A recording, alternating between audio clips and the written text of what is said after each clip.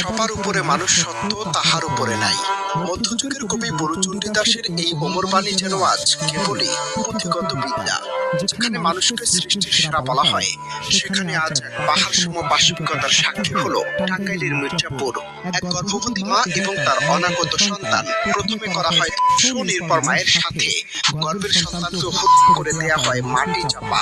যাদের পৃথিবীতে আসার কথা ছিল নতুন স্বপ্ন নিয়ে, তাদের ঠাঁই হলো মাটির নিচে বস্তা অবস্থায়। সভ্য সমাজের মুখে চপেটাঘাত করে এক পৈশাচিক লালসা কেড়ে নিল দুটি প্রাণ।